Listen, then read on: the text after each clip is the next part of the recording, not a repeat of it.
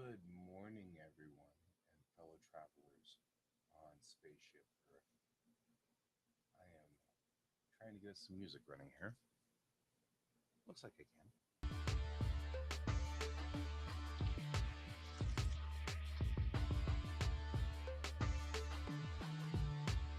Trying to make all of the Tamerlan folders all be unified. It's kind of weird. I'm getting there.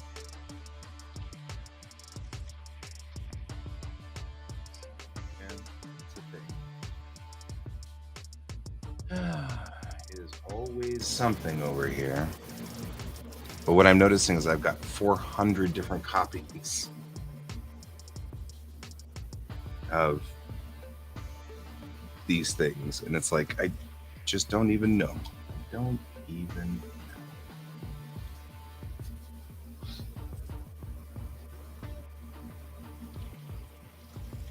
All right.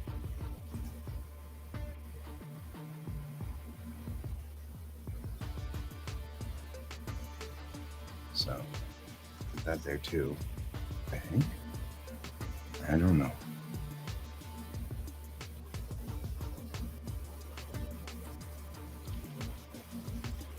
All right. And some of these just don't even make sense.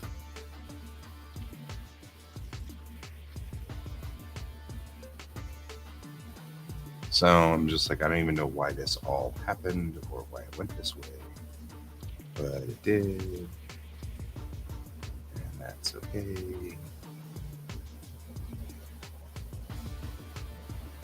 So, hey Peugeot, how you doing? You've discovered we have the other time that we're on now. It's good to see you. I have. Good heavens. Is this the same folder? This is the same folder. That's why it matches.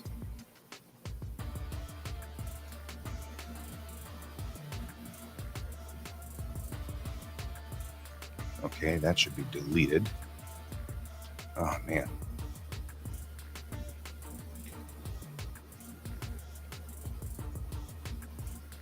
There we go. There. Yet another set of copies of this.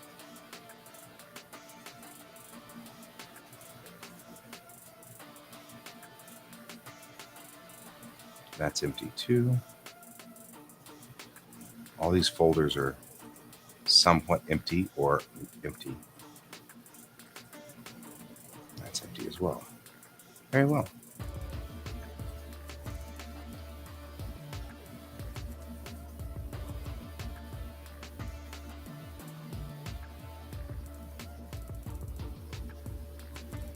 All right. So I've is request opened. Okay, if I do one more thing for you, is that okay? So if I do this though, but I've got to get back to my work at some point here.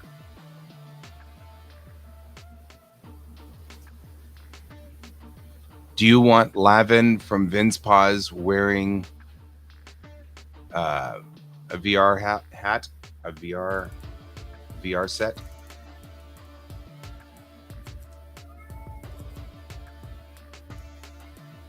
Is that what you're looking for?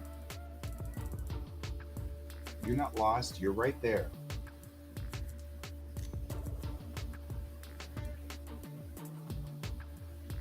Weird.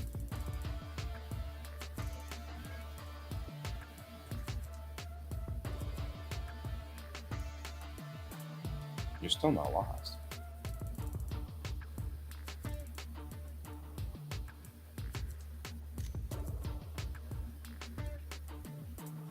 Okay. Then I will do that in 1 minute. Let me finish sorting these last folders because there's a lot of folders.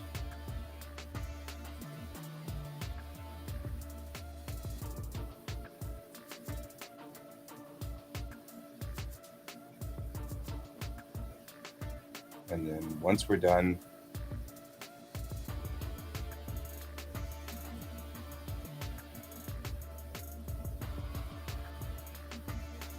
I will do that for you, okay?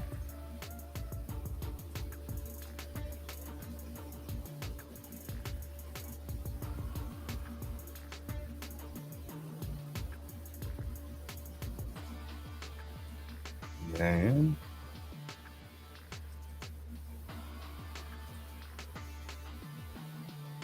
make sure that these are all the same.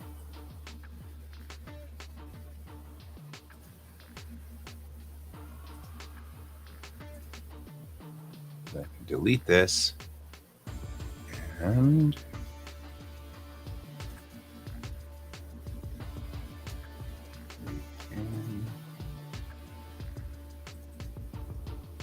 all of these in here. Hopefully.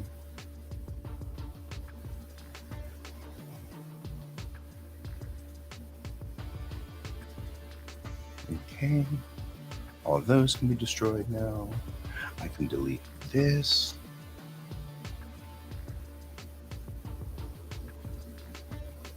And then I can put this over here. And put this.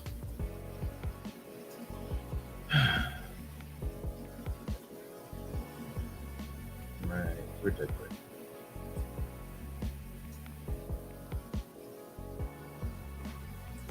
There we go. Put this and this in here. They look the same. Okay, skip. All right.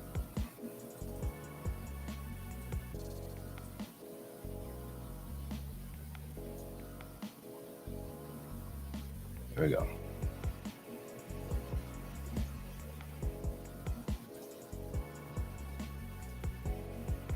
Spinning up, drawing, and I'll switch.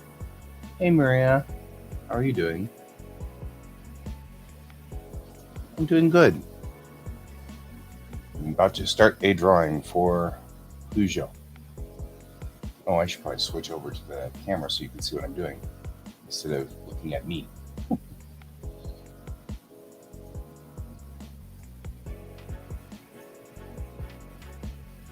All right.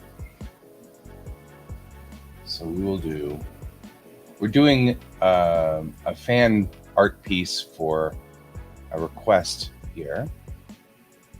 And I will be working on a piece by an artist named Vince Paz.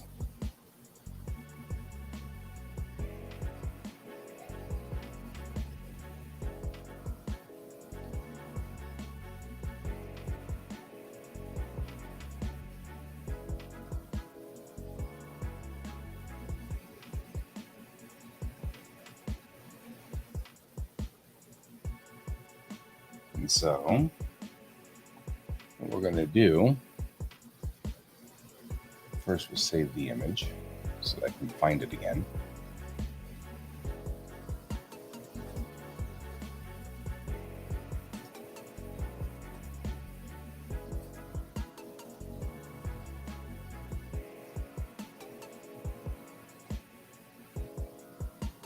I am an artist, yes. Although, and this is kind of, don't usually do, hang on real quick, I've got to fix my microphone. Because my microphone is stuck to the side of my face. I don't want it to the side of my face. There we go. That's actually probably a better move all the way around, because now that light is out of the way. You're a digital artist too. Yay!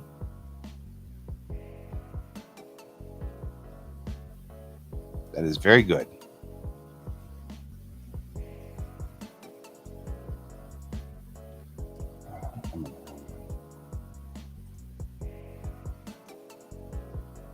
Oh, that's good.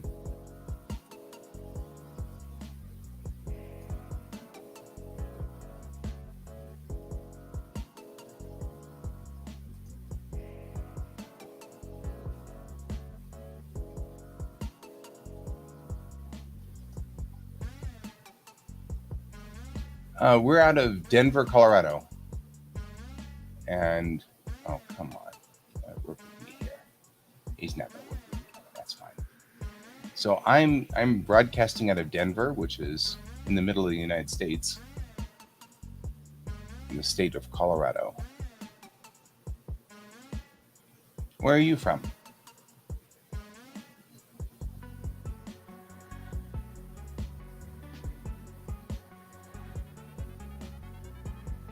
You're out in Cali.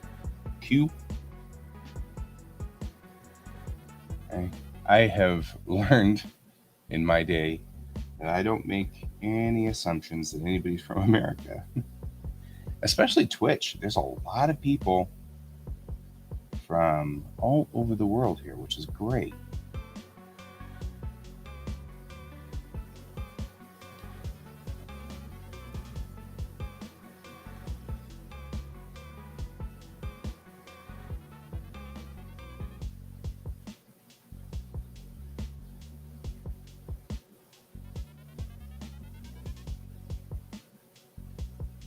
And we're just doing this here.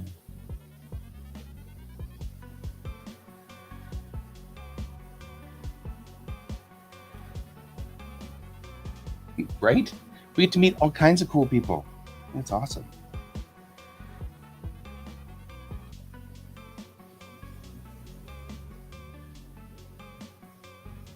So we're doing, by request, this character wearing a VR helmet or VR whatever.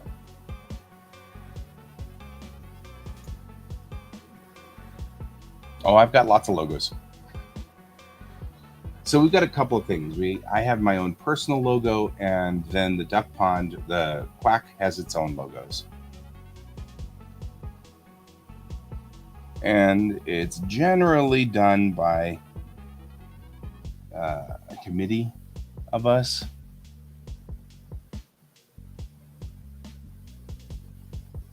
So, which is, there's no committee here today because our committee is, for some reason, scattered to the four winds this week. So, I don't know what's going on. Quack is a collective of artists from all over, mostly from Denver, but it's only a Denver group because that's where we started. We used to meet in real life, and then one of our group moved to South Dakota and then to Tennessee, and now lives in Tennessee. And then, another of our group has moved to Houston, and that kind of thing. So it became much more convenient to just be online.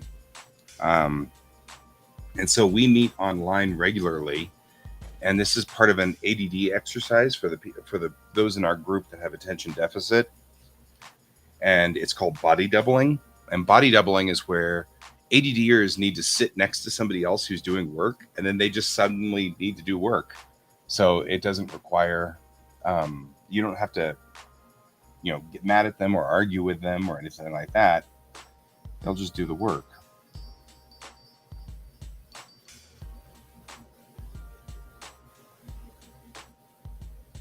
So that's what we do. And that's what this whole thing is an exercise of.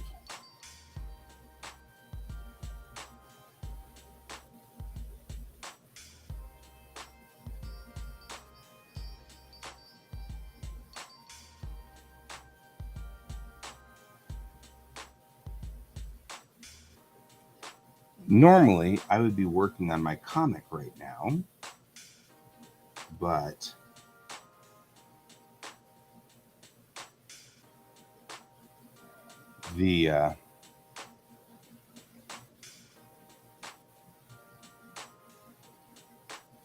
my comic's out at the readers right now, and my readers caught COVID, so hopefully not from the comic.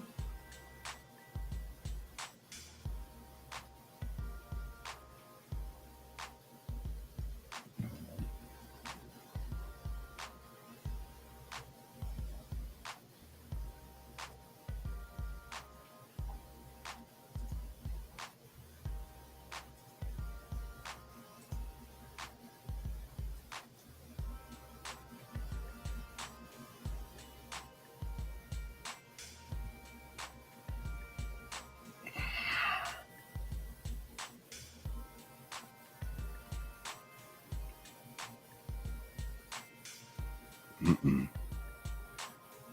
Why would you do that? Why would you choose that pen?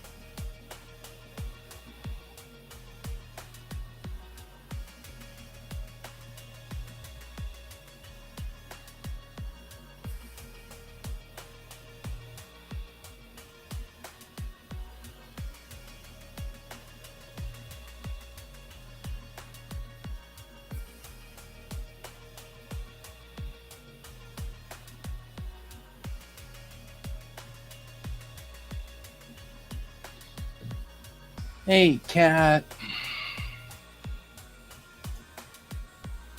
Hey, Jackson. I'll get used to it. It takes me some time.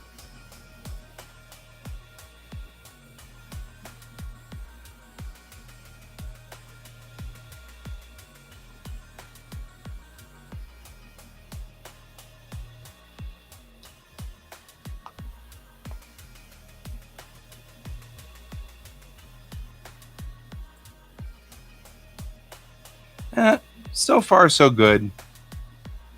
I'm doing that request for Peugeot, and then I'm probably going to call it quits on Vince Paz. I'm not a fan of this I'm not a fan of this comic. Not that I think the comic's bad or anything, but I've just never read it. And so I feel like it's weird to do fan art of it if I don't know anything about it. And B, really, I should be working on my own stuff.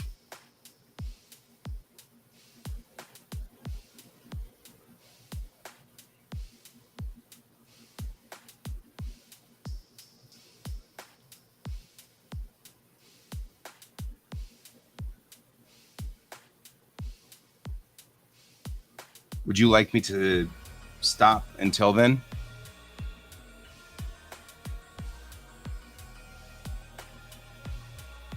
I mean, I hate to say this, but that's not that hard of a request.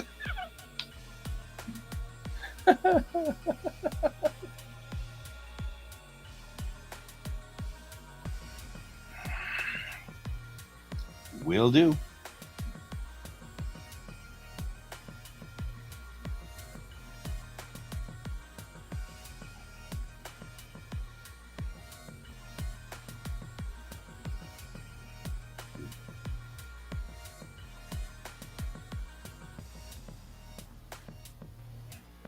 I don't mind tall.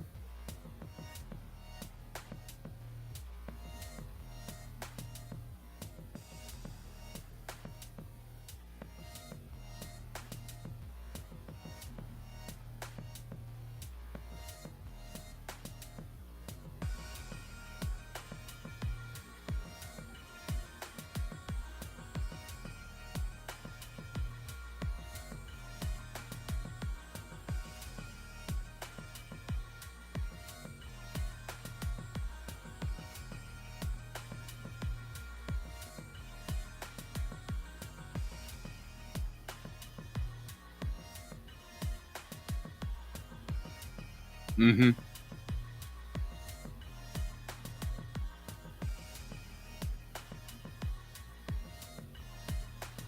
I follow that.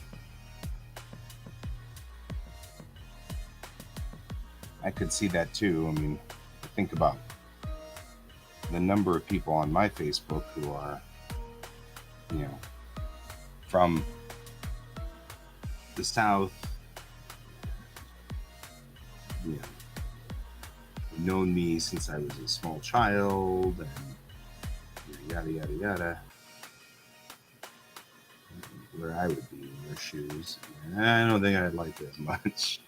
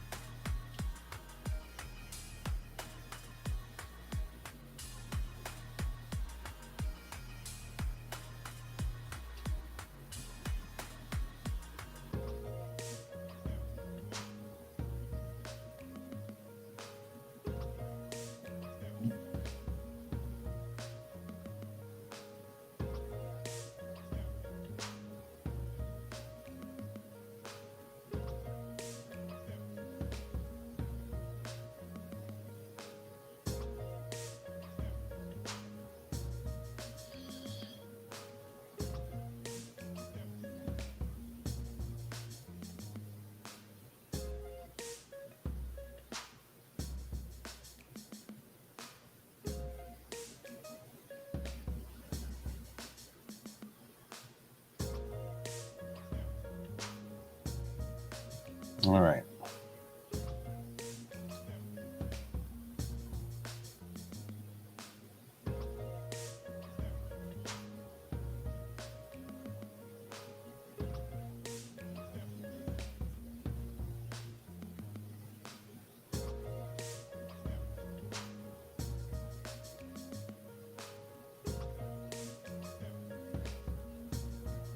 Ish.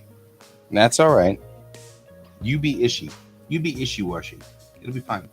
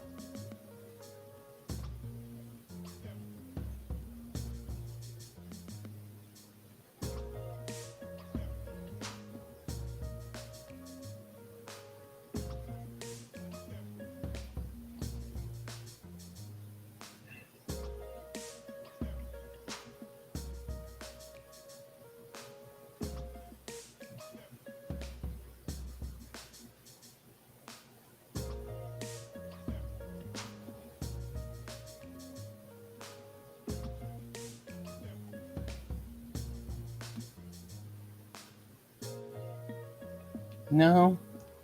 I mean, yes, today I've got to go do a shoot. So I've got to get, in fact, it reminds me that after I'm done with this, I got to go make sure that my batteries are all charging and stuff like that. And then tonight or tomorrow, I work and I'm teaching. Tomorrow and Friday, I'm teaching. And then Sunday, I'm teaching. So, like, it's this weird staccato thing. I don't know. Anyway.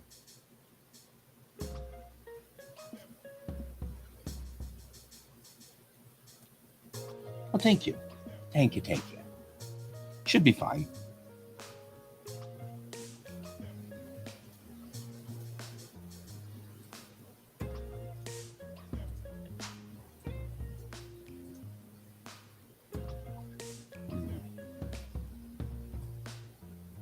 How about yourself?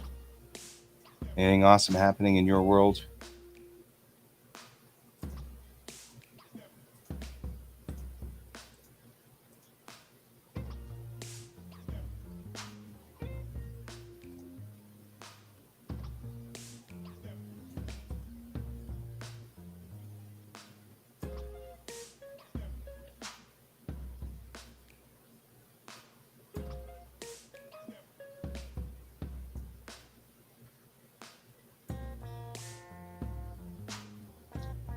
I don't mind teaching.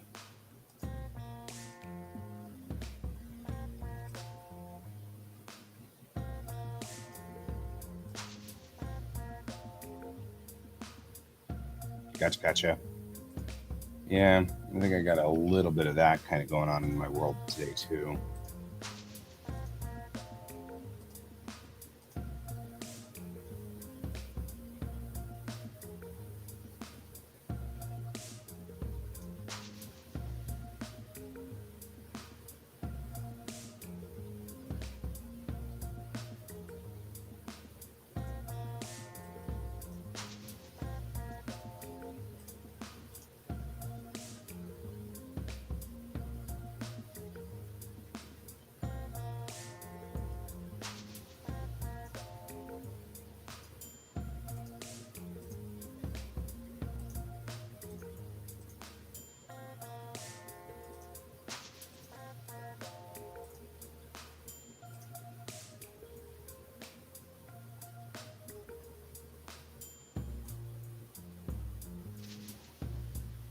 I am. Hi there, Eleonora. Eleonora.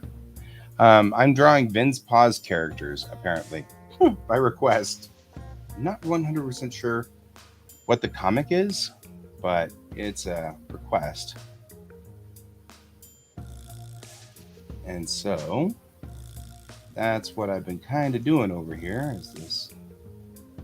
Somebody has requested Vin's Paws characters. Vince Paws character wearing an Oculus. So that's what I'm doing.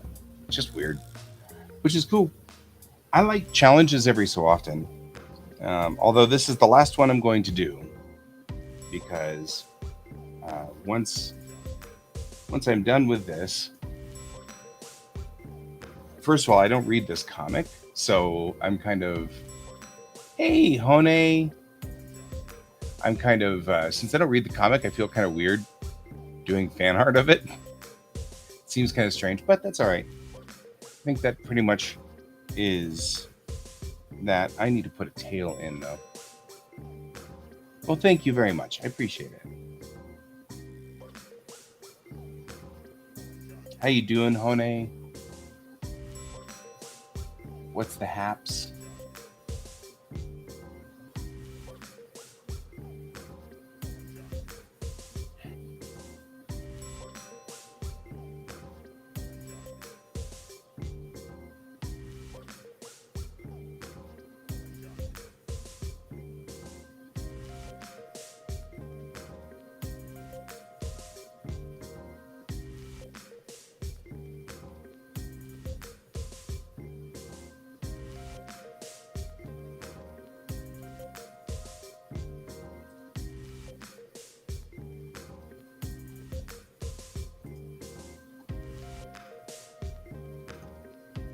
Suffering.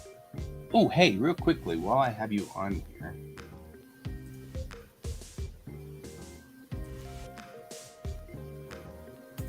can you check to see if this time zone's correct with you? Because I feel like it's off by 1 hour, and I think that's because of daylight savings, and I'm not sure.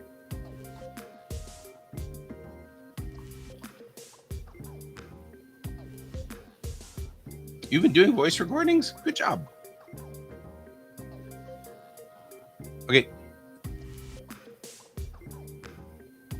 This is the when do we broadcast? Because everybody keeps asking, and they're all in different places in the world. And so I figured I'd just make a map that was the world.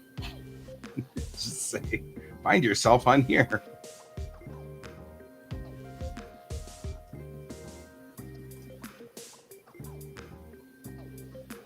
No, Thanks, Eleonora.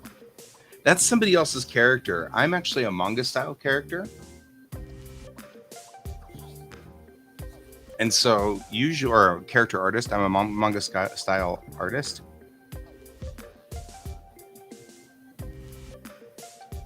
I have a folder called requests. Where's that folder? There it is.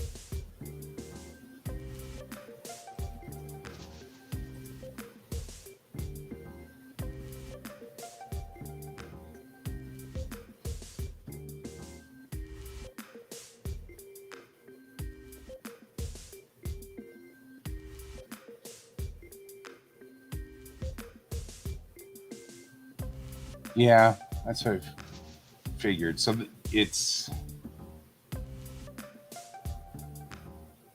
up at the top because this is the day show for me. So it should be midnight or 2 a.m. Oh, I get it. That makes sense. All right. Like I did with the other one. Purple, so green is its offset.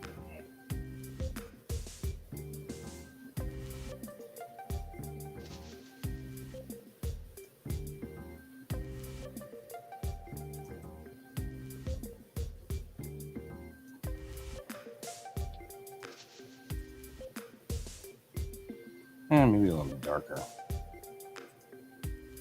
There we go. 1041. It's 941, so we're almost set up the same way. It's 941, which means that you are in. Well, yeah, but you're in. Well, see, Oceania gets all screwed up. Like, you look here in Asia, and it's like all messed up. Some of it's yellow, some of it's in this pink. Oh, yeah. That's right. So we're off by 2 from there. So Florida would be 2 over from us. It's 9 a.m. now, which is 10 a.m. in Central, which would be Texas, and 11 a.m. Right. That makes sense. Your buddy from Florida. Absolutely. I'm just finishing this up for the guy who requested it.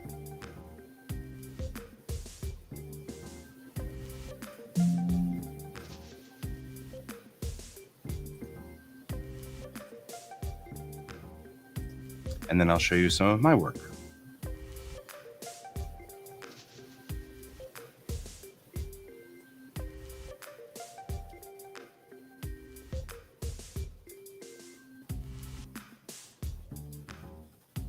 There you go.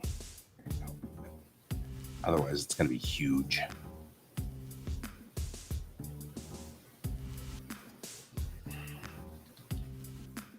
All right.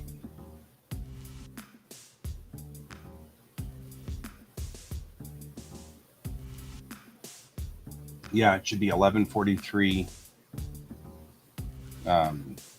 a.m. there. Righty. Now we're going to upload this to the duck pond. Give me just a second, Eleonora. I'm going to try to upload this to the duck pond here. And I'm going to upload a file from my artist directory. From the requests directory, here, request complete, and done. There we go. All right. You show you've got that one there. I'll now come back here. We'll close this because it's not necessarily a thing I like to do. We'll open out of here. Show you some of the stuff that I do. My normal mode is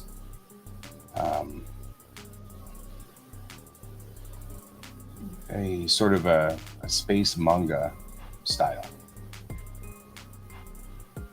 So, for example, that's my main character.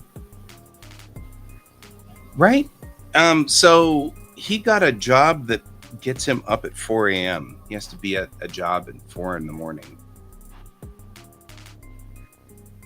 So, since he has to get up at 4 in the morning, he can't really stay up, or he can't stay up until midnight. And he's working right now. So, we're going to have to decide whether we're moving the time or doing it at a different time or something like that. So, we're not sure.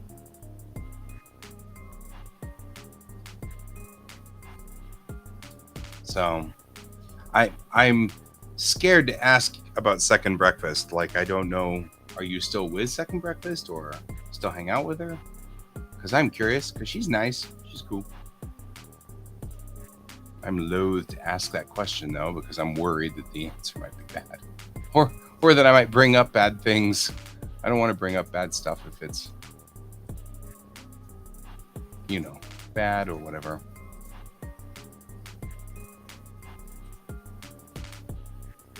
No, oh, her? That doesn't sound good. Thank you. She is my main character from my comic, which is... Where is the picture for it? I have to go through all of this stuff to find these things. The comic that I'm writing is called Bellatrix Rising, and if I can find a link to it, I will send a link to you. And hang on real quick.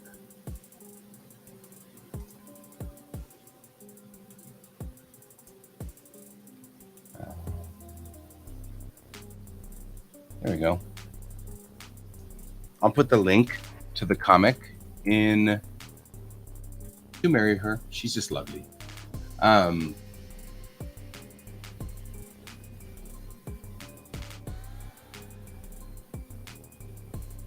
That's good. That's good. That's good.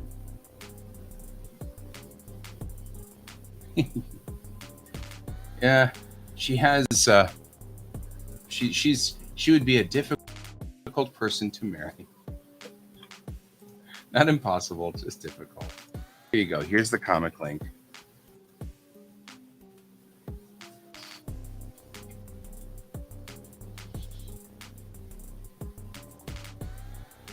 So,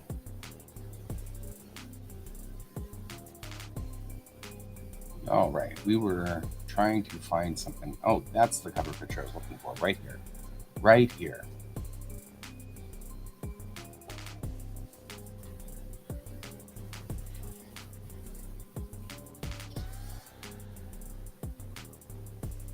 So, yep, there we go.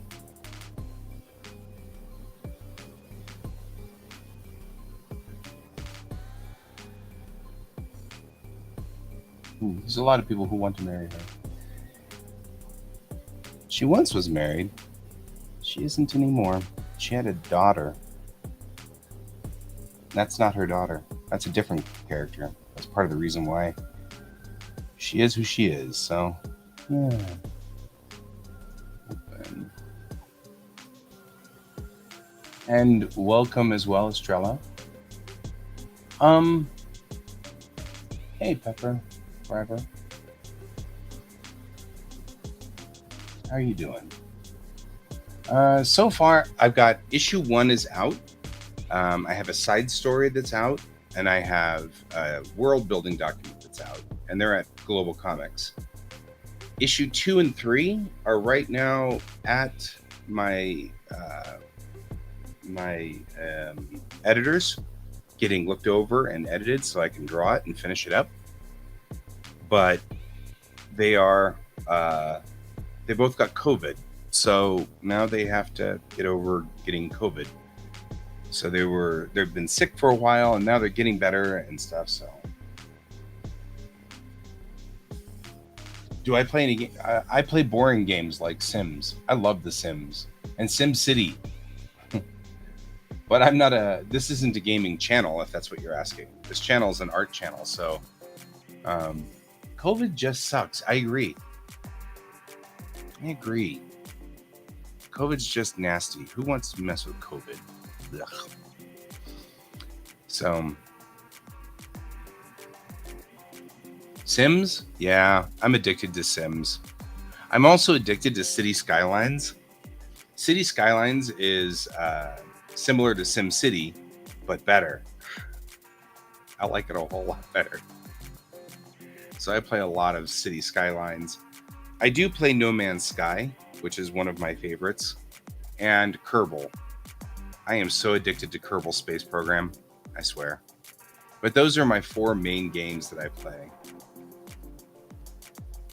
Oh, noes. Well, hello, Second Breakfast. It's good to see you. Or good to talk to you. Yep.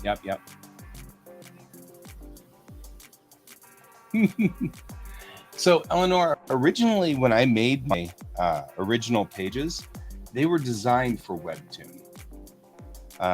And there is a Webtoon account for my comic that's open, but I haven't done the comics in Webtoon format yet.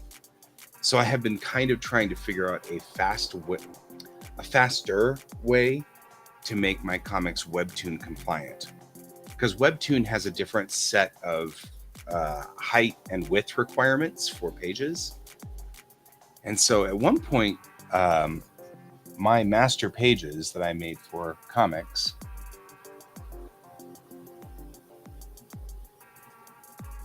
right? The master pages that I used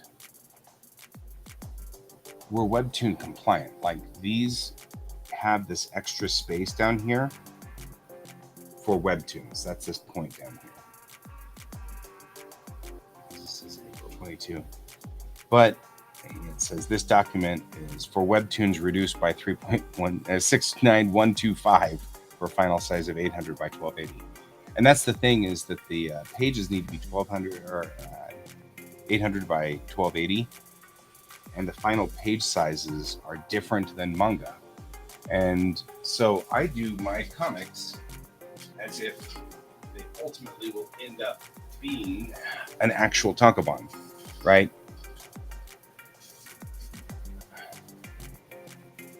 Okay, good luck there, honey. Do I know Roblox the game?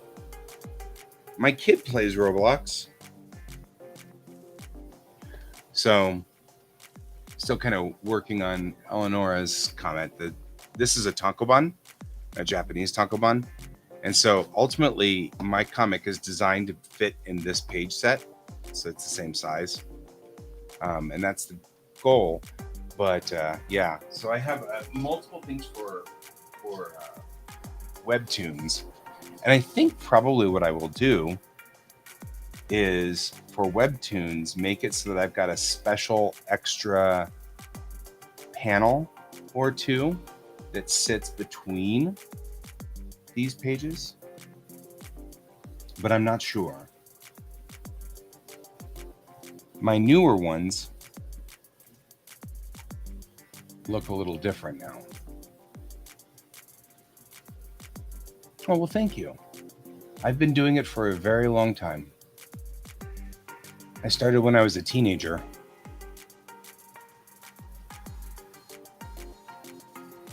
And so I've been doing this for a long time. And so, for example, just so everybody feels better,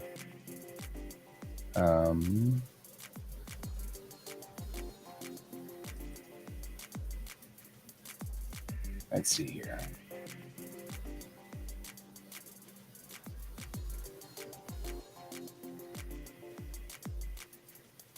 This is what I was drawing in 1988.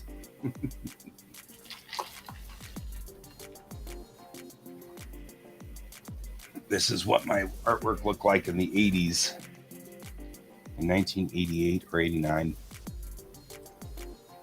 And then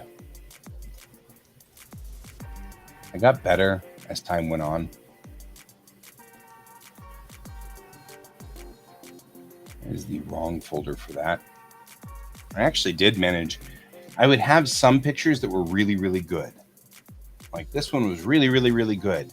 And then I didn't draw like this for a long time. It was just like, I did one really good picture and then just didn't do another one like this. It took years. This was 1991.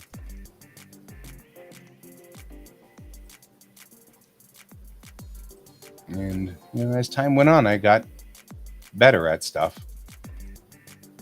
And I figured out all of the different problems that I had made and all the different kinds of errors that I had done, and got better and better. And now I'm at this. So that's where we are. That's how it got here. Isn't that amazing? So, do you guys draw? Pepper, do you draw?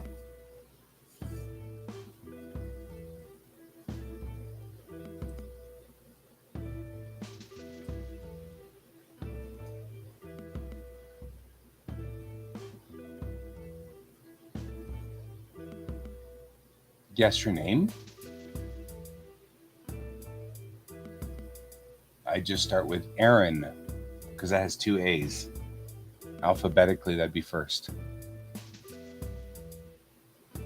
Oh, good.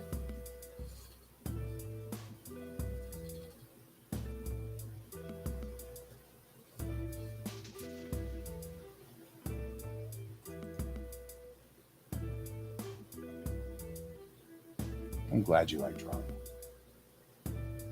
Daz Studio has just like spammed me this morning. I don't know what's going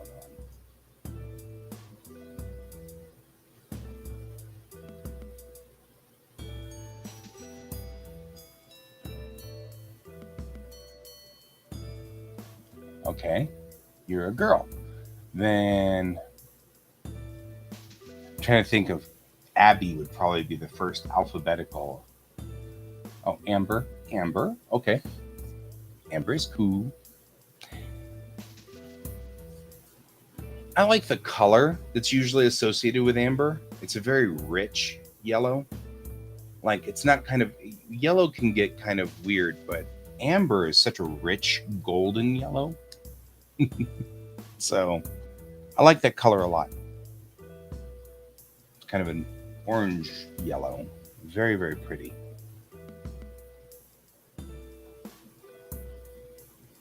And you usually can find like dinosaur DNA inside amber, which is really cool.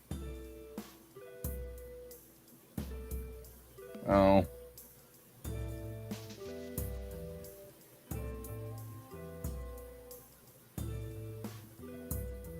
Right? Amber is that's a rich color. There are certain colors that feel kind of flat, but amber has such richness to it. Your dog Pepper died? I'm sorry. Sorry to hear that.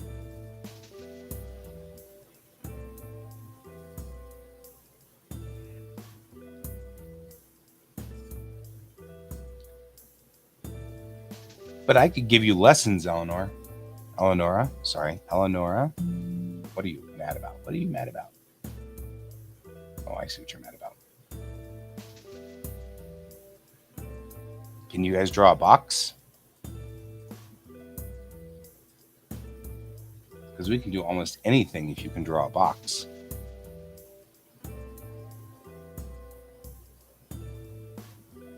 Oh, hey, there's a Webtoon reading direction too. Like controls in here for Webtoons. Here, I'll show you. Let's rotate the canvas 90 degrees. Get in here. You have 2 more dogs. Oh, that's good. All right, Eleonora. So the first thing I do is I use a technique called blue lining, which comes from old comic books, the way old comic books used to be made. Right? So you take a blue pen like this, and back in the day, these blue the blue pencils wouldn't photocopy, so you could make your entire artwork with the blue, and it wouldn't be copied. You couldn't copy it on a photocopier. We still use blue line just simply because it's tradition now, because of course it doesn't matter. But if you can draw a box, then we can work on how to make the box realistic, right? Because then we take the box and we make the back part of the box farther away, and things that are farther away are smaller, right? And then you just connect the lines, right? Now you have a box. You're a sub. I don't know what subs mean, but okay. And sometimes when you do this, you gotta like make it make sense. Otherwise, it just starts to be weird.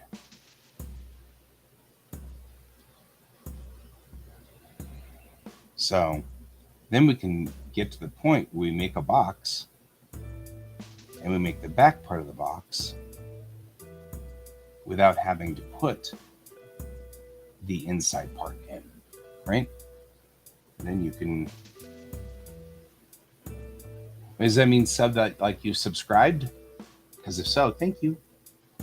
Right? We don't have to draw the insides of the box. That's kind of confusing, so we take that away.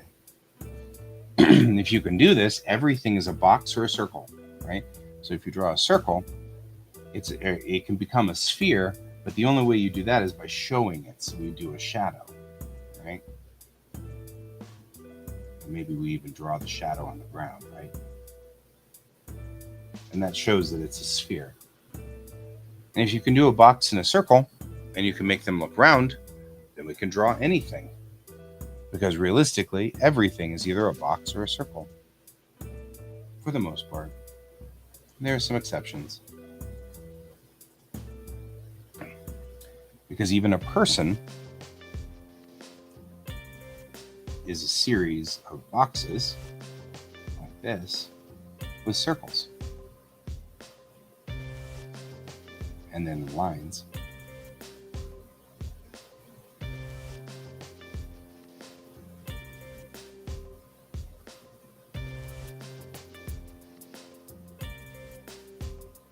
Woo, we're way out there somewhere. I don't know where you are. Right? That's all a person is just a bunch of boxes and circles. And if you can do this with it, then you can also bring the body into a three-dimensional space.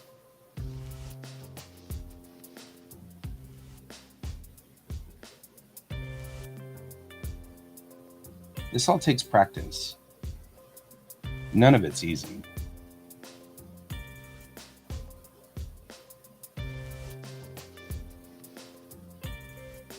Right? And once you have, even this can be a box, right?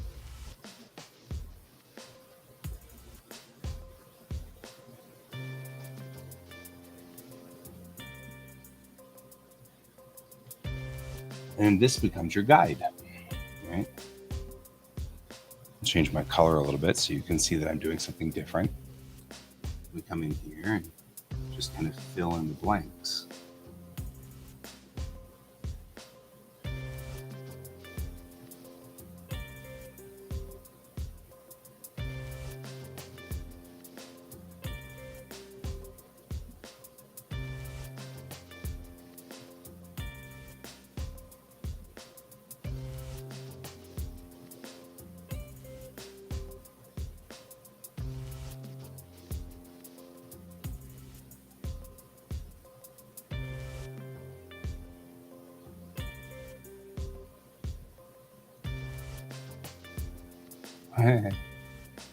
Anatomy issues. It's always an anatomy issue, right?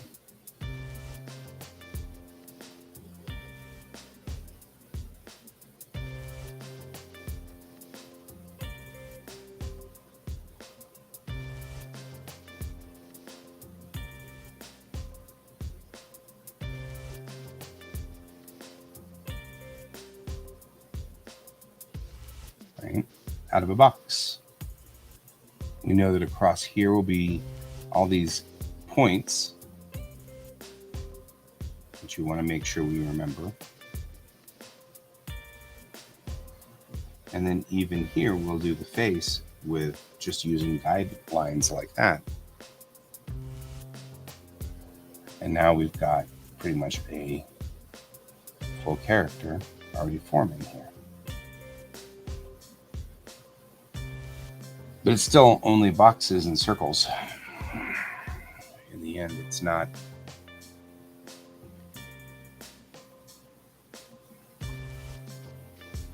complicated. And once you've done all this, you can do, checks on things like usually women's hips are wider than men's, so you can bring that out here. Thing that a lot of people make a mistake on is that it's not the hip itself, it's not the hip bone that causes the part of the body to move out. It's the musculature around the femur that changes through here. So you have to know some of your anatomy, but that's no big deal. So what happens is that the wide part is actually at the upper thigh and not at the hip itself. You're welcome. This technique was invented by a guy named Bridgman in the 1800s, and it's called Bridgman's movable masses. And what he believed was, and I kind of go with it, he believed that you could reduce the human body into 3 main movable masses, right? Which represents the head, the chest, and the hips. And as long as you took these 3 and kept them connected, you could put them in any combination you wanted, and they would still work.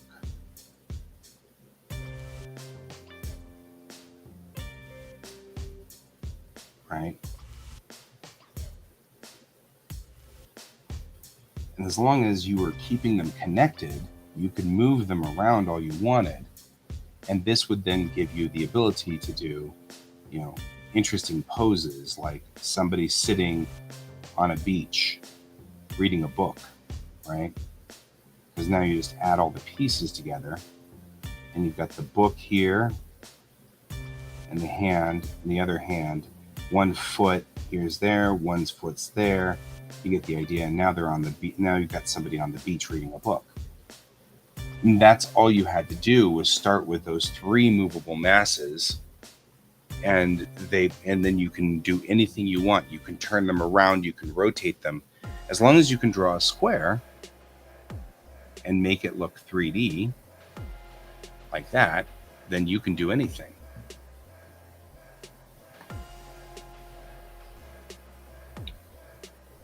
And then when you get to the point where you have to flesh it out, you just draw an egg inside here, because that's pretty much what a human's head is. It's like this egg, right?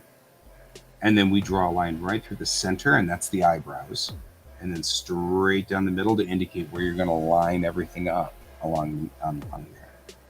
And then one eye is here, one eye is here, the mouth is there, the nose is there. You get the idea. And proof you're done. It takes no time whatsoever. Now, if you do manga style, this gets a little bit weirder, because in the manga style, the head is shorter to the bottom jaw, so you end up with a head that, instead of being straight across the middle, this becomes where the eyes usually are, is right at that point, and then it comes down like this, and then you do that, and you do that. And it's only because all manga has enlarged eyes. It's one of the things that is sort of a hallmark of manga. But because of that, they don't make the eyes go down very much. Some do, but the majority of what I've seen is the eyes are centered. So the larger the eyes are, the more they have to just give room on the face for it.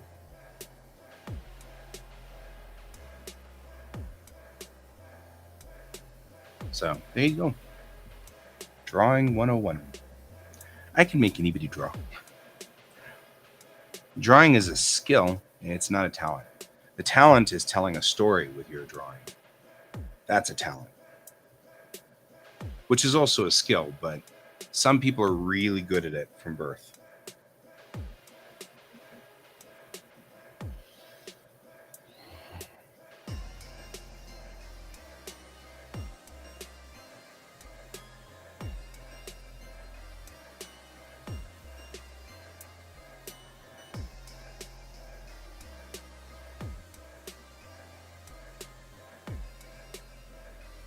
Dang it. All right.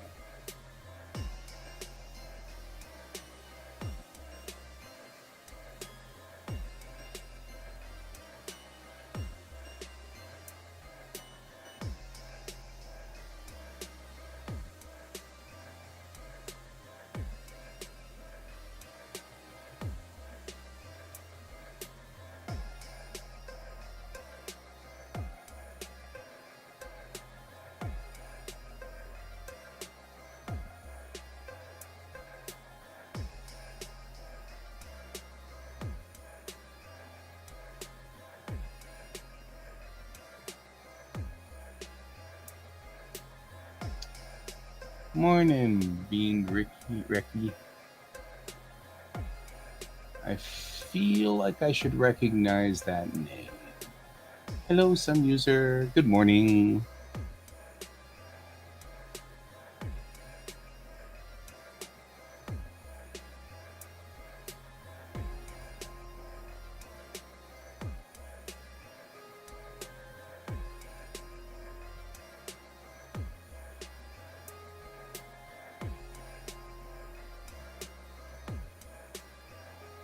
Oh, I recognize that name. I recognize that other name. How you doing this morning? Nope.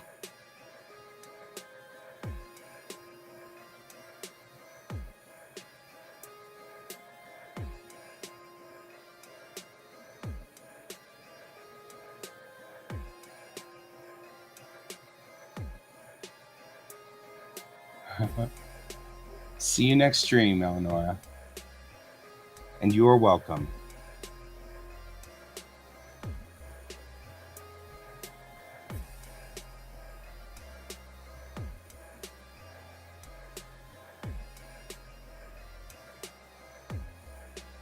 Ooh. Oh, we broke Cat's first rule. Oh no. That's all right. This is just throwing stuff together.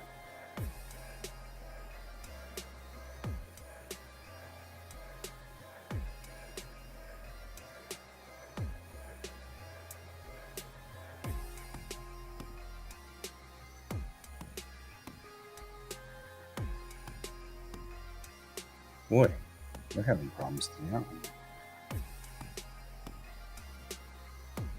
Definitely having problems.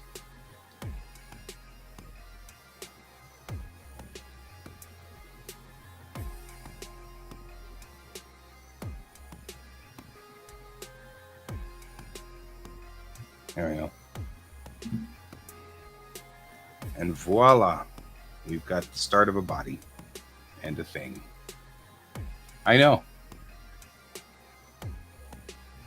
Oh, yeah, that makes sense.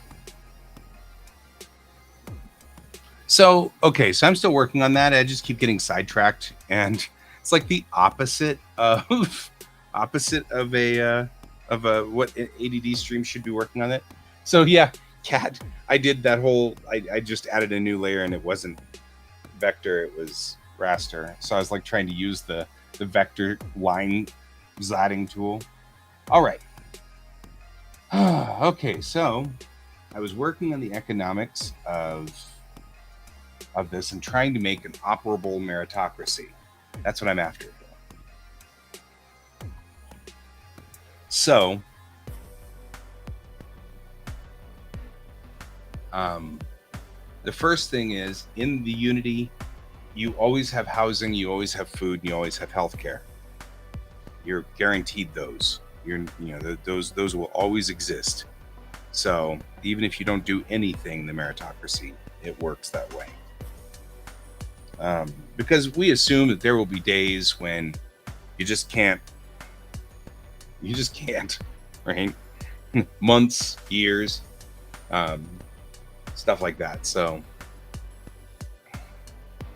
that said, that when you do work, depending on your level of knowledge in there, so like from white to black, these are our various ranks. They're ranked like martial arts because that was something I think people would take on, especially since martial arts is a meritocracy. So It makes some sense.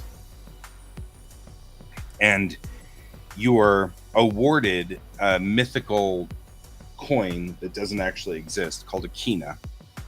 The kina is just so that you can interface with the economy designed to go between two things, because the thing that's valued in the Unity is a work hour, right? So 1 hour is worth of work. That's what's really valued. And so that being the way it goes, if you are running on a, you know what? I just realized. I'll be right back. Hang on.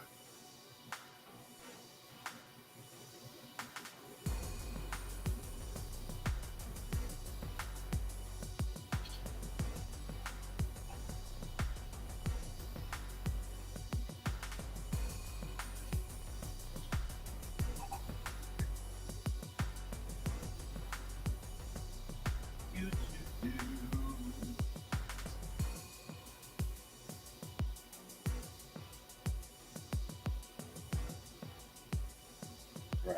Coming back. Hang on.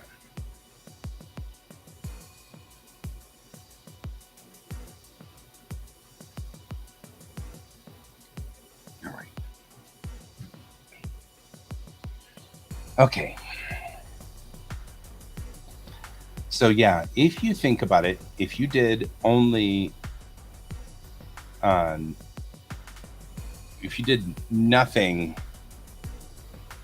all year long and you were a novice, so you were a white belt essentially at all jobs, and you were only working in a white belt level job, so something simple, that's not very uh, very common or whatever, or not very complicated, you'd make 400 kina. You'd be worth 400 kina every year.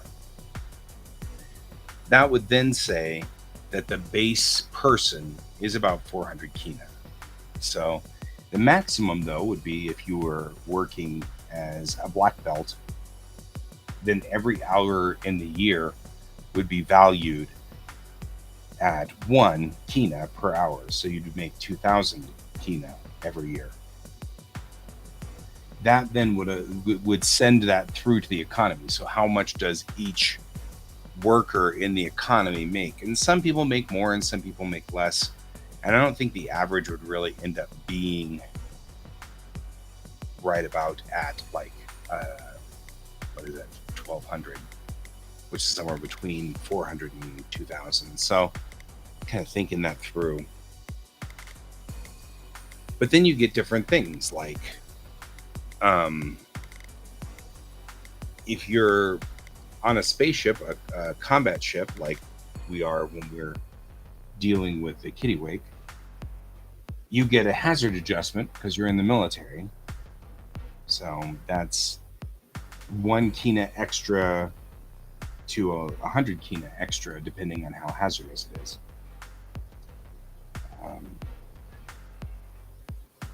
If you create something that's useful to the economy, like a story or writing, art, replimat patterns, building designs, things like that, as every time it's used, you'll get a creation stipend, or you'll get, essentially royalties. So every time somebody uses one of your creations, you get a small amount of that royalty, and it's per 1,000 units, or per 1,000, or per 1,000th of the population. So that way, it's not fixed to a number of the population; it's fixed to 1,000th of the population. So if your thing is used by 1,000th of the population over the last year, you get an extra bonus for it.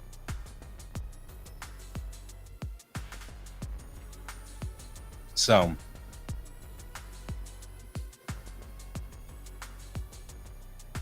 then your status is decided by your net worth score, which is the total you make per year, regardless of how much you spent. That score stays the same and doesn't change. And my buddy James and I were thinking about, what do you do about possessions and land ownership? And land ownership is just essentially rental anyway. you're only renting it from the government or the whatever.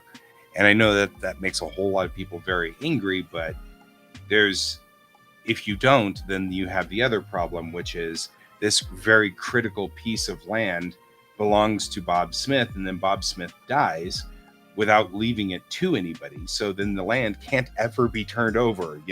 We can never do anything with it. So it becomes a problem. So instead, what you do is your status allows you to take larger and larger parcels for buildings or buy buildings or whatever, but you still surrender them at the end of your life cycle. And the reason for that is that means that you can't pass down wealth in the society. Everybody is then encouraged to create their own wealth. So that's the idea. It's like a kind of weird communism, but it's democratic.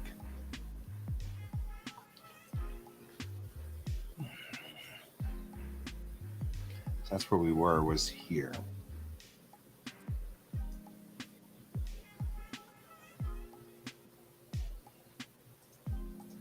We also designed kind of an interesting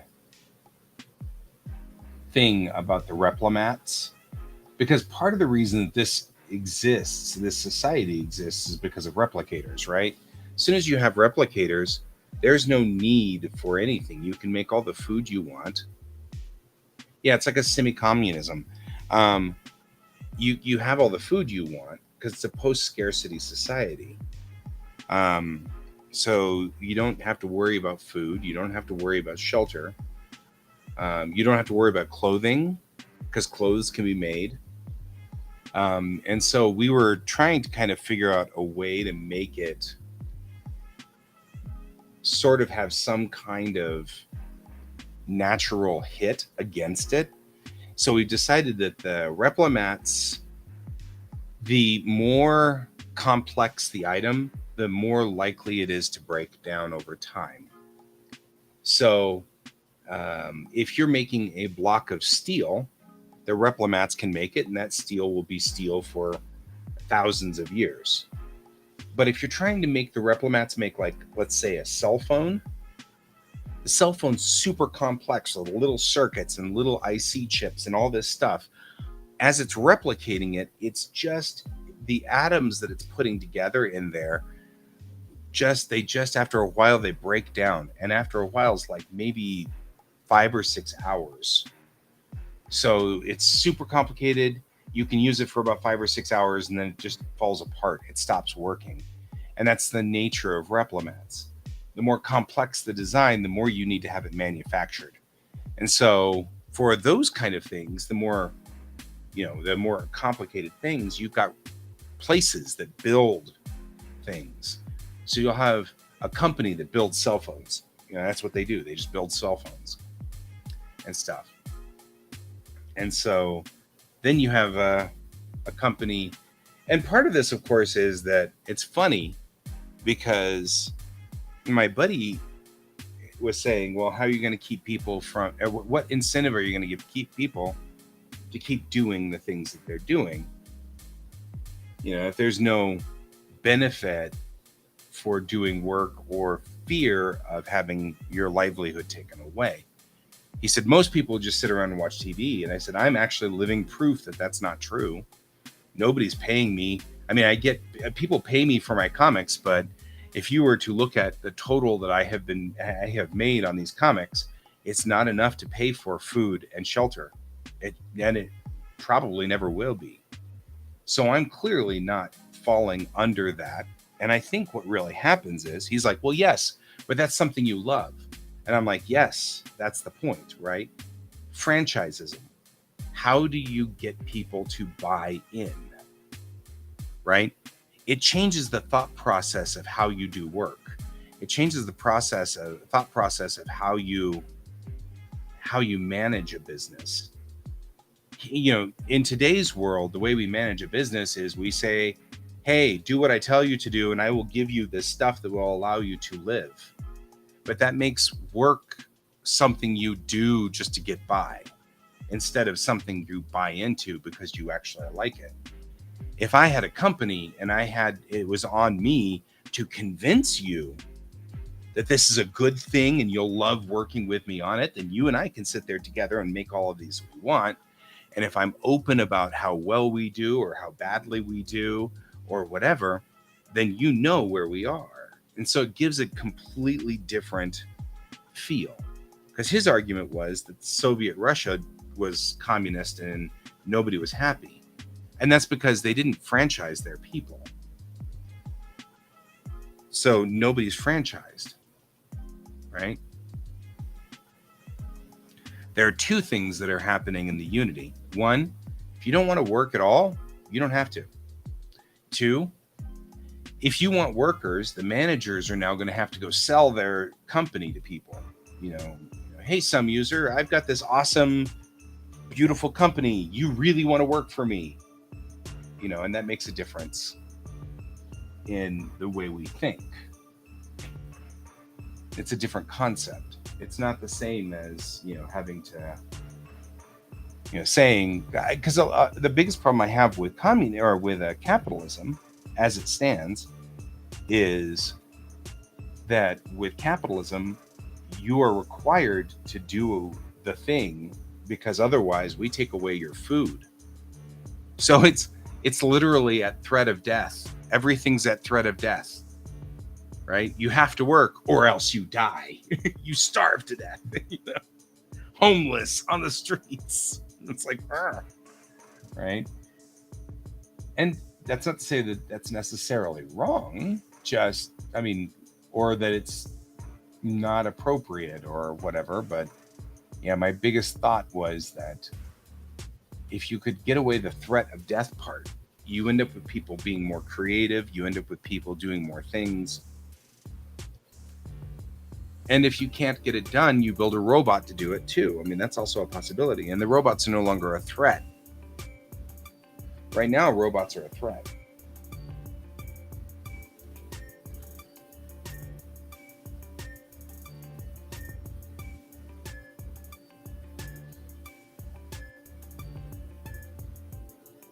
So that's my thought.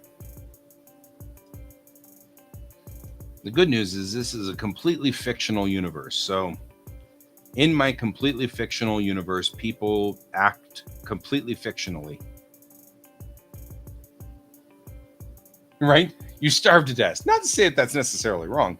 Well, but it's one of those things. So reading that book, Humankind, that I've been talking about by Richard Bregman, has changed the way I see things quite significantly. If you assume the best of people, it changes how you view the world. If we assume the worst of people, then it's pretty much the way the status quo is. If I don't threaten you with your life, then you won't do any work at all. You'll just sit at home and watch TV. But the truth is, everybody I know who's ever had the ability to sit at home and watch TV doesn't. The super rich people do not sit at home and watch TV. That's not what they do. Elon Musk could sit at home and watch TV for the rest of his life, but he doesn't. Bill Gates doesn't. Bill Gates started an entire foundation to help people and stuff like that. That's what he does, right? He spends his days making sure that people are where they're supposed to be, And that's the thing. It's kind of interesting because the more I think about this, the more I'm like, it assumes that people will not work if they're free to do whatever they want to do. And for a few years here, I've been kind of free to do whatever I want to do. And the truth is, no, I'm not cleaning the sewers.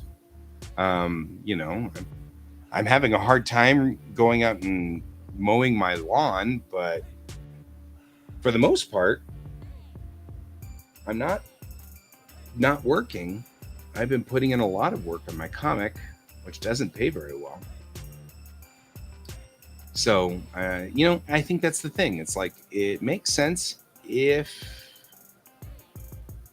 you think you can't control people. Like, I think part of the problem is that people feel like they need to find people and force them to work on these jobs instead of having to come up to them and say, hey, the sewer is clogged.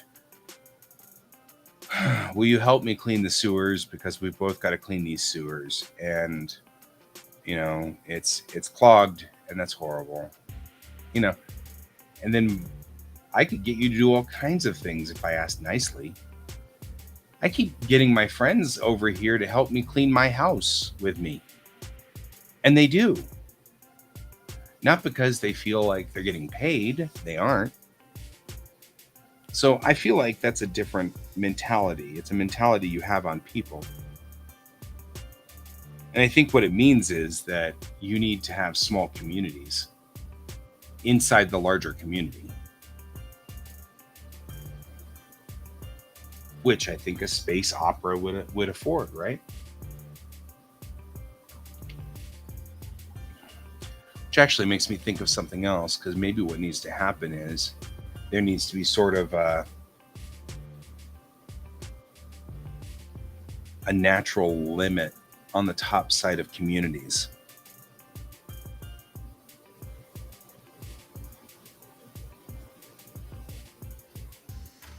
Right.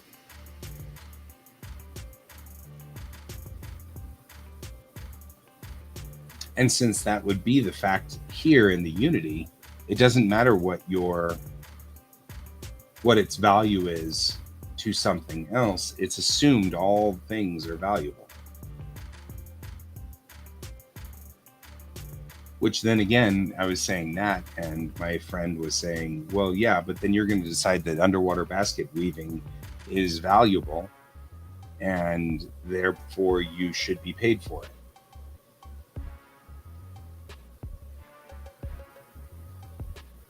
And I mean, in this instance, you get the creation bonus for it, but you still can work on underwater basket weaving.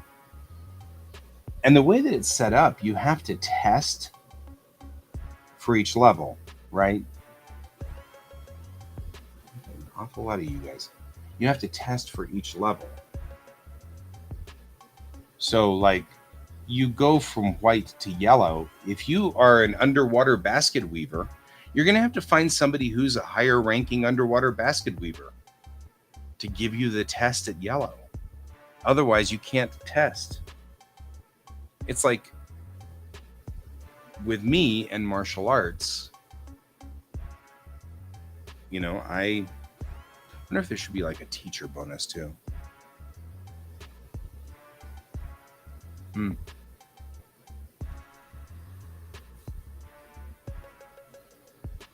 Anyway, me with martial arts is the same thing. My martial art is an art called Kyudo, which is an archery. And the problem with it, of course, is that the only people who can test me are in South Carolina, on the other side of the United States. So if I want to rank up to the next belt, I have to drive all the way to the other side of the United States and find a place to stay and da da da da. Whereas in Japan, I could just go to the capital and test and stuff. So it depends on whether you can be finding a spot to live in that time.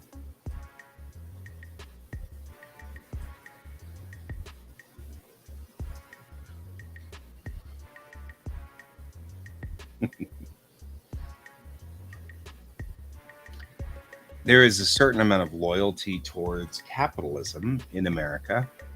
And so, if you are speaking against capitalism, there are certain groups of people who think that that's not patriotic. And I'm like, no, no. I mean, we're not in a post scarcity society here.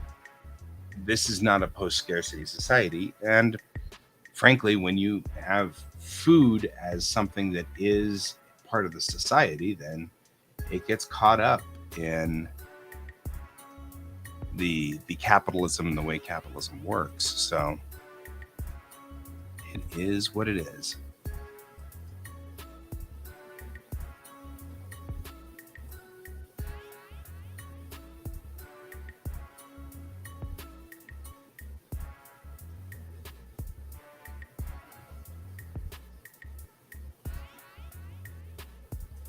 And I mean, I'm thinking about this not from the point of view of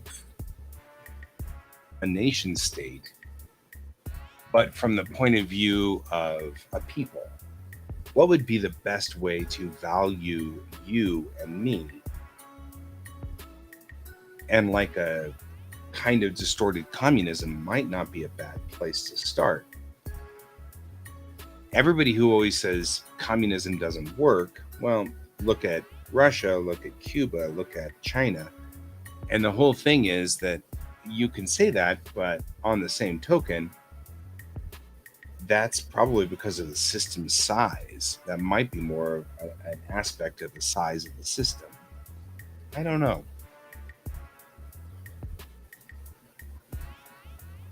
Right. Well, we had an entire thing here with a senator named McCarthy who did the same thing during the 50s and blackballed a whole bunch of people and scared. It was called the Red Scare because we were suddenly afraid of the Russians, and it was difficult.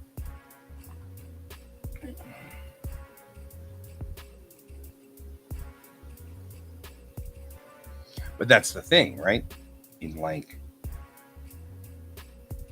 if you are, that's just turning, it's one of those things. You can say communism is bad, but the aspects of communism that we actually were not liking had nothing to do with communism. It had everything to do with the way the nations were behaving. The problems with communism were disenfranchisism, right? Because the people who were doing the work in the communism didn't feel like they owned it, which is part of the reason why they were trying to be socialist. Because the idea was that if you're socialist, then you're at least trying or attempting to enfranchise your people. That's the important part. So you have to get them to buy in.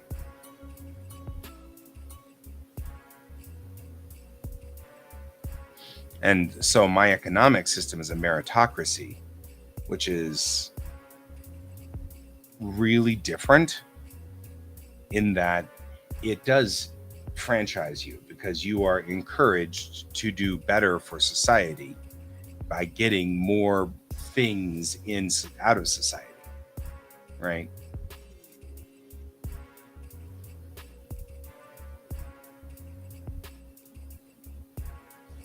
So that's the thought process here. I don't know. I'm kind of pondering it.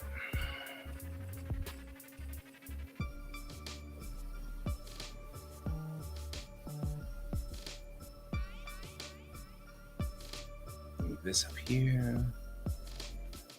Move this up here. That's my thought process anyway.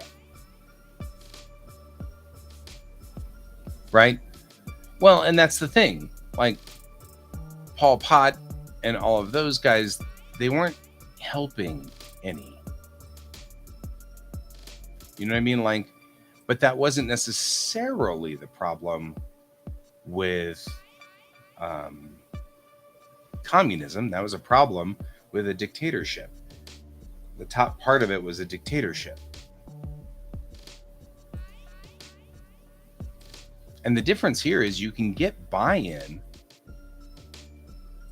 from people if you, so that's what happens. Here's the deal. You try to change your country, right? Your entire country needs to be changed. You need to come up with a new way of doing things. Well, what do you do with those 100,000 people who do not want to change over? What do you do with them, right? And the answer, of course, is that you try to enfranchise them, or you can kill them. That's obviously a choice you can make, but it's not necessarily a good choice. There you go. A bit of interesting stuff going on there.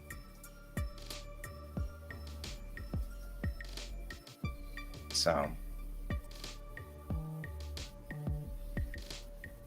and that's the thing, right?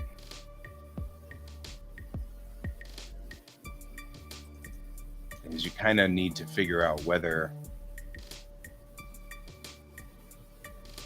you're encouraging them or discouraging them or whatever to join.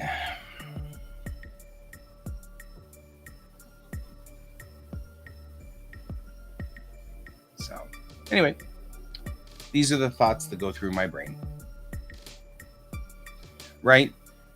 Choices versus good choices. Like, you can choose to run your country by saying, look, guys, we're going to franchise all of you people so that you all feel like you're part of this culture. And that's the thing. And I think what would end up happening is you'd end up with zones that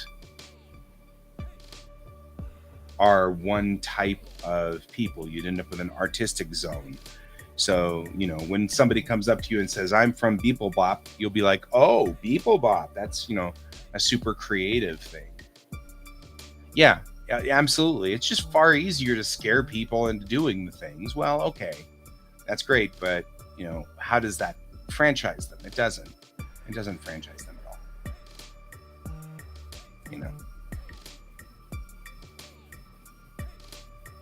So that's exactly right. You can scare them into it, but how does that really work for you?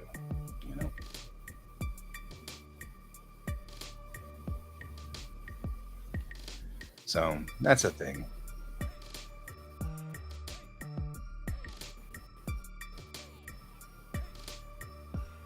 And in this hopeful world that I have created, I'm hoping what we actually have is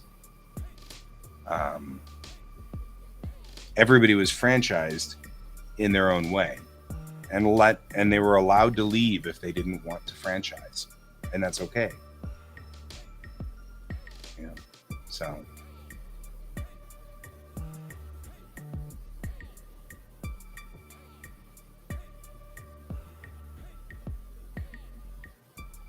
anyway, that's a thought process I've been having for a while now.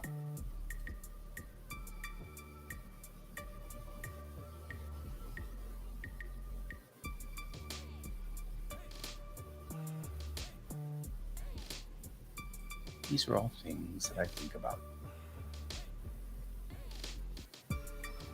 Oh, hey, some user, we've got this new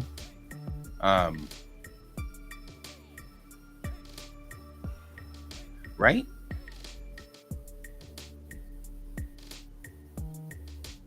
Exactly.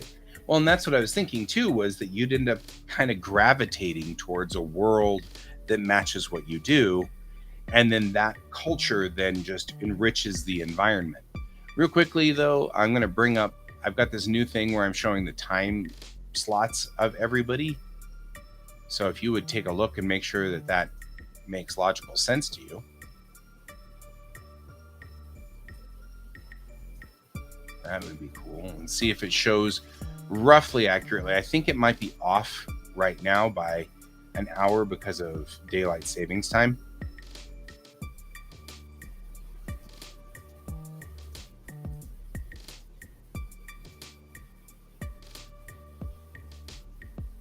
Not sure.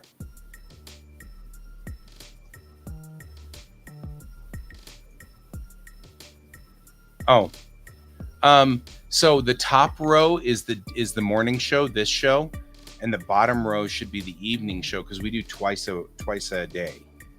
So just checking to see if your time zone sounds right on here.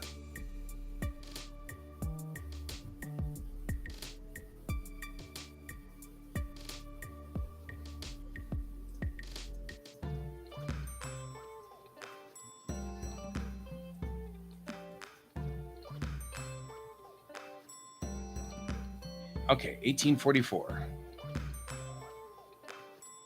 That helps. So you should be... I think that's correct. So you should be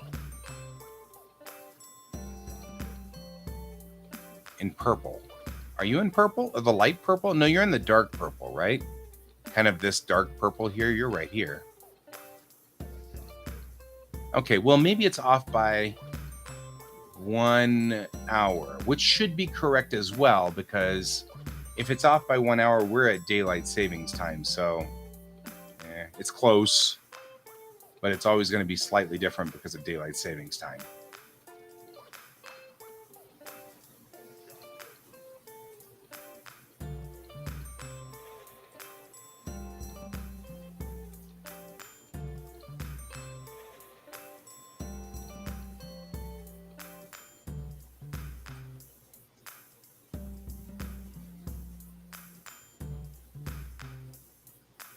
I would think, anyway.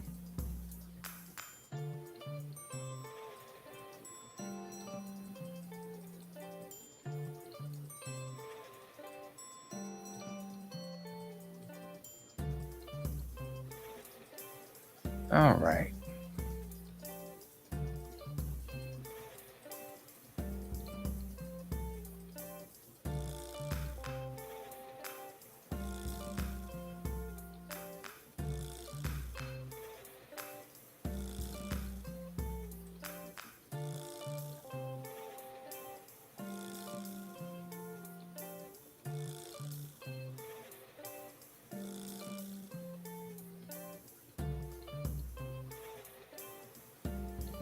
That's totally fine.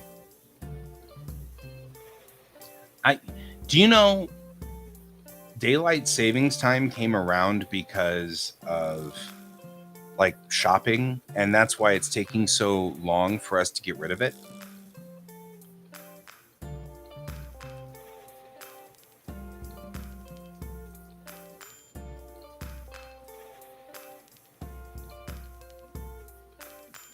Hey, sorbet shark cookie.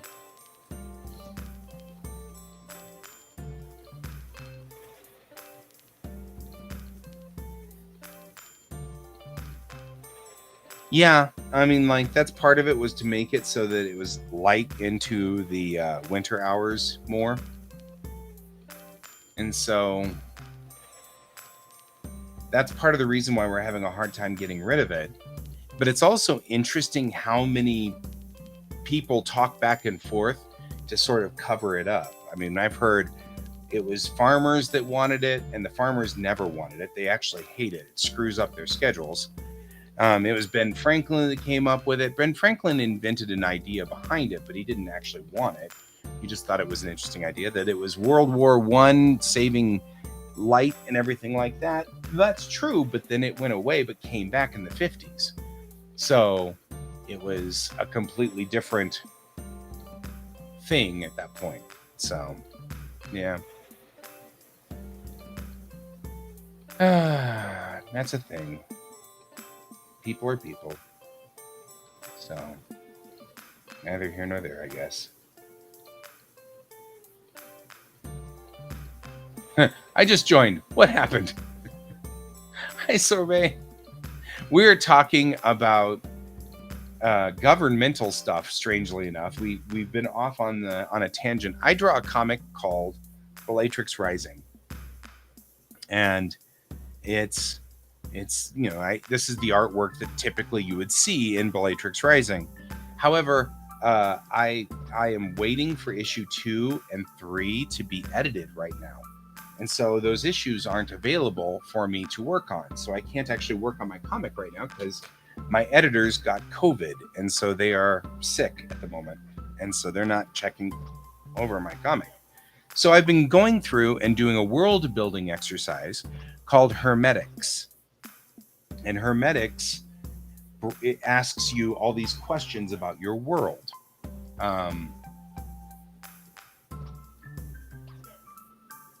Yep. And so because of that, we've gotten deep into the economy of my primary culture in my comic book, because we're just kind of messing around and trying to figure out something to do while we wait for my editors to edit my book. And so I am kind of idling here on this, but we've been kind of talking about, okay, well, what if you were to make a perfect economy? What would be the perfect type of economy? A utopia, right? I know that people say that utopias are impossible, and maybe they are, but this is fiction, so I can write it if I want, sort of thing. So I've been kind of playing the game of what do we do with a utopia? How do we make it work? And one of the things we've come up with is that it's sort of a pseudo communism almost, is like the ideal situation. Yes and no. It's really just so that I now know what people get paid and how they get paid and what their value is. Because once we think through this, people will, I mean, especially once we deal with Alex as she starts to become part of the society, they're going to have to put her into the meritocracy somewhere along the line, you know? Have to come up with it somewhere. So that's the thought process anyway. So we're just doing stuff here and kind of poking around and thinking things through. So for example, I already have decided that a long time ago, I decided that your value to the society is sort of ranked by the same thing as sort of a martial arts belt. And the reason is because martial arts is a great example of a meritocracy, which is based solely on how good you are, right? It doesn't matter if you're a black belt. If you're the son of a black belt, then the son of the black belt still starts as a white belt, right? So there's nothing you can do about it. You have to be good on your own merits. You can't inherit merits from somebody else. So that's part of the interesting thing about a meritocracy. So I went ahead and just continued on with that logic thought and made belts of the same color, and then sort of did a translation as to how many kina equals how many hours you work. So if you wanted to get, 5 kina or whatever, that would be for the average person. If you're unskilled, a white belt, you're a white belt effectively. It would take you 5 hours to get 1 kina. If you're a black belt, it takes you 1 hour to get 1 kina. So it takes 5 times as long for an unexperienced person as it does with an experienced person. So just something to kind of ponder and think about. I've been kind of pondering these things. So yeah.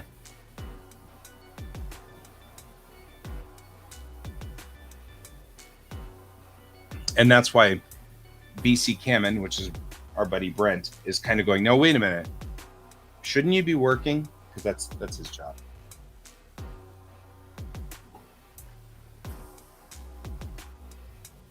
To ask me if I should be working right now.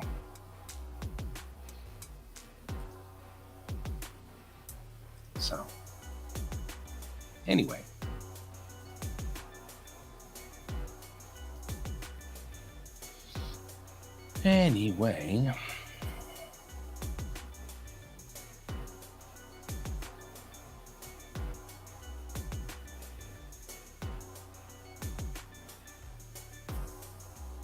And that's what I'm kind of pondering at this point. Got about 7 minutes left in the show. And I'm kind of thinking, I haven't figured out how to do the external point of the economy, though. Like, I get possessions and land ownership, but then the next questions come into the larger parts of imports, exports, right? I mean, like, what do you do then? How do you operate that? How are those manipulated?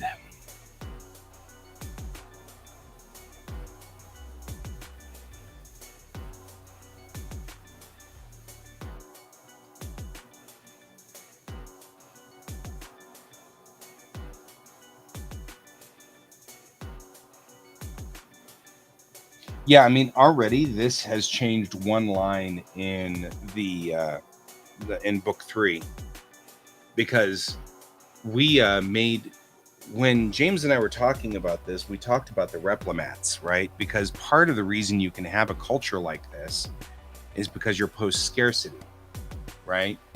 And the Springs book is going to be me typing a lot. What's left in the Springs book is me typing in a whole bunch of things. So I'm not doing the Springs book, not necessarily because I don't want to, but because it's really me bringing up a Word document and typing a lot and then copying what I type into the book. So that's a little bit different. But yeah,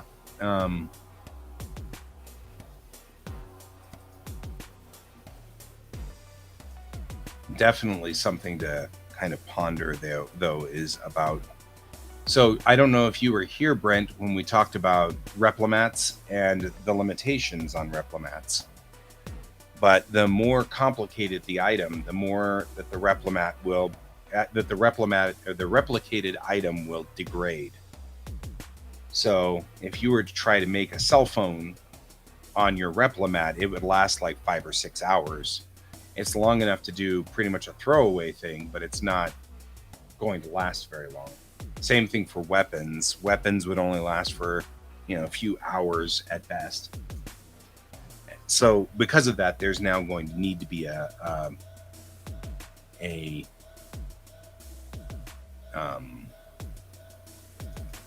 need for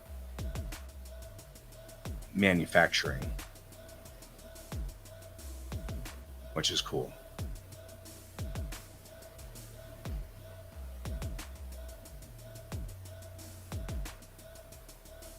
Anyway, being kind of spacey though on this one today because I decided to start out the day slow.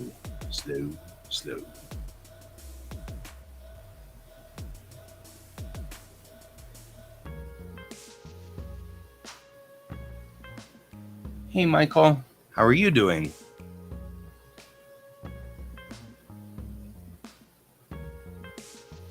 It asks all kinds of other questions like, what are the most valuable resources? How does the chain of production work? We're having a great day. It's another day with drawing. Except that we're not drawing.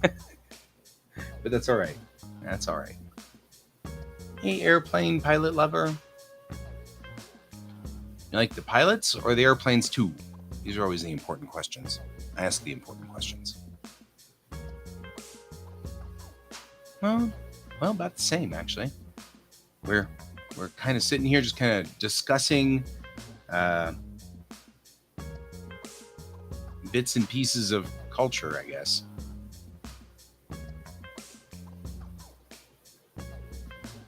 What's up with you guys? Where are you guys coming in from?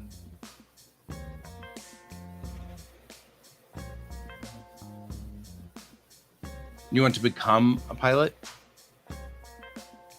Nice. Do you want to get just single, or did you want to go up to like multi-engine and commercial? Do you want to go to helicopter? Rotor? Just stay at fixed wing?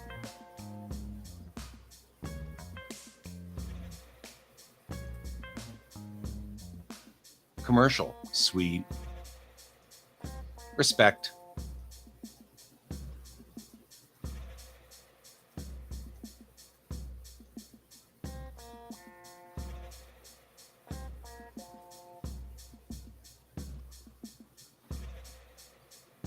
Right?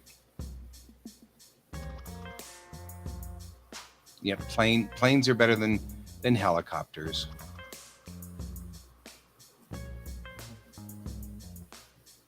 I can sort of agree with that.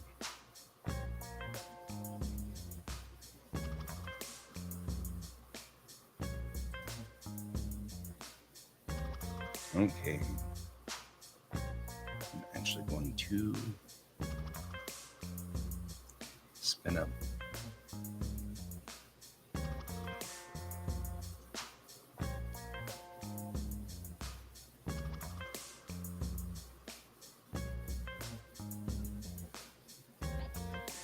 I'm going to take forever for this thing to update, but I might as well do it now and get it running.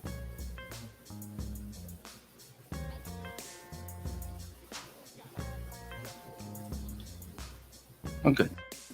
Looks like we're good. What about Ospreys, the V-22? I like the V-22. Definitely one of my favorites. We're at 11 o'clock, guys.